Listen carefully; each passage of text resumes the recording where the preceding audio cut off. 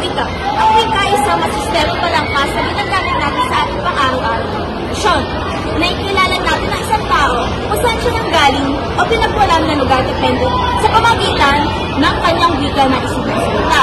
Ano nga ba ang mga variety ng wika? Ang variety ng wika ay tumutukoy sa mga wika na ating sinasalita depende sa lugar ng pinanggalingan. Ang mga sumusunod na video na inyong mapapanood ay halimbawa ng variety ng wika, tulad na lamang ng dialect, sociolect, register, idiolect, ethnolect, ecolect, pidgin, at creolect.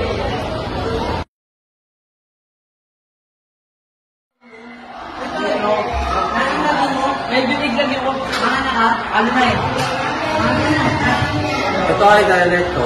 Ang dialecto ay sa mga variety ng wika at wika ay sinasabi sa isang partikular na po o isang pangkat mayroon walang pangunahing dialecto. Ang Pilipinas na binubuo ng Tagalog, Cebuano, Ilocano, Bicolano, Waray, Kapampangan, Pangasinan. Para tayo sa mga, di ba kayo? Hindi po, let's go there lang sa pinamalagat naman. Madasi eh. Let's go there first, ano mga natin sila? Tagal nila eh. They're so tagal. Sobrang sarap ng patilitol, try it. Sunod na lang pre, yung saliva is pag-ibig. After mo tol, ay friend, tika ka ba? Spill naman dyan. Ito na yung tika. At sa pinag-ibig ng mga tao, para sa alin ang istante ng buwan, ay dahil ko na nakasalayan sa pagkain.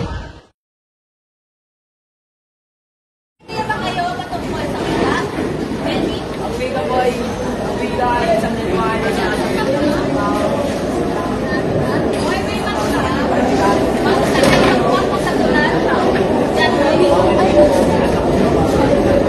Mainang at maraming salamat sa pagpapaalala. Paalam ng klase. paalam na po. Ito ay ang mga termino na ginagamit ng mga professional o di naman head.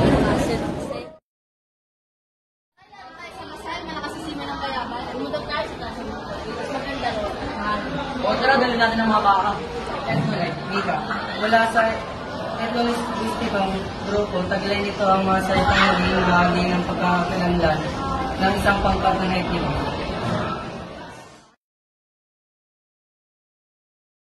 Tara, punta tayo sa bahay namin. Tara! Tara!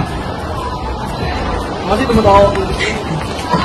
Ang tawang mga kapulitan, ganang mga ako, pagkain niyo sa kusina, kumain na lamang kayo, at niyang linisin mga bahay ng pagkakasulong, hindi na masunod. Opo, itahay niya sa ilong para nasunod. Na maliit pa sa pagkain nila at mamayang tanghalian.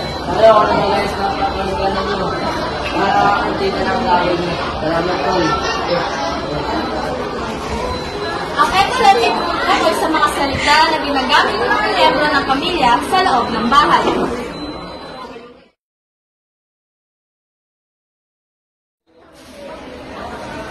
Dito na kayo kain mga sulit sa restaurant kayo tumula lang. Oo nga guys, sila na tayo, dito na tayo bilhin. Ano tayo kumakan dito, tingnan tayo. Sabi ko nga ako makakain, dito dito na ako. Pero dito sa okay, kaya dito sa restaurant ito mula lang. Tara, isa tayo dito, mas nakakasarap na restaurant dito. Pidgin, sinatawag na daw body native language o ano po ba na di pagmamayari, hindi naman.